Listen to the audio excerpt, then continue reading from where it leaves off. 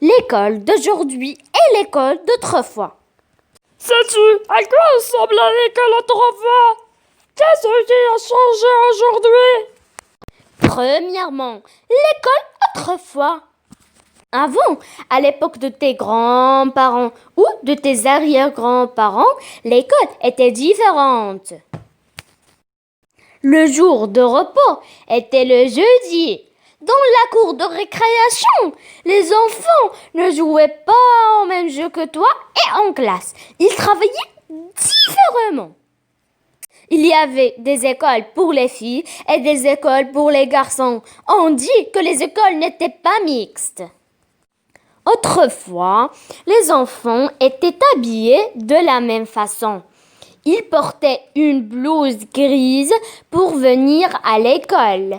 Sous la blouse, les garçons portaient un short et des chaussettes hautes. Les filles portaient une jupe ou une robe. La classe aussi était différente d'aujourd'hui. Les enfants travaillaient sur des pupitres.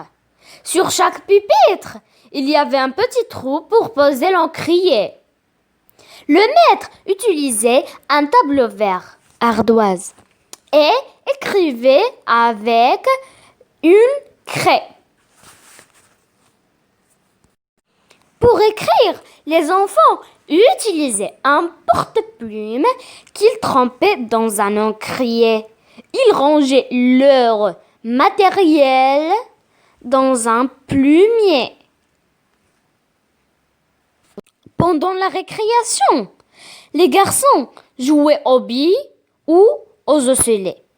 Jeu où il fallait lancer un petit objet et ramasser un autre objet avant que le premier ne soit tombé à terre.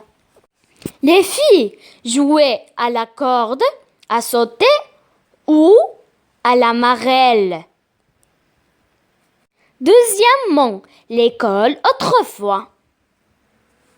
Depuis, l'école a évolué et de nouveaux objets sont apparus. La classe a changé, les tables ont remplacé, les pupitres en bois. Il y a aussi des tableaux blancs avec lesquels le maître utilise des feutres. Je retiens.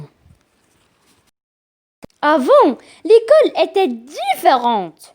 Les enfants étaient tous habillés d'une blouse grise. Ils écrivaient à l'aide d'un porte-plume qu'ils trempaient dans un encrier. Depuis, les hommes ont inventé de nouveaux objets plus perfectionnés. Des stylos, des feutres, des tableaux blancs, etc. Les enfants ne sont plus obligés de porter une blouse.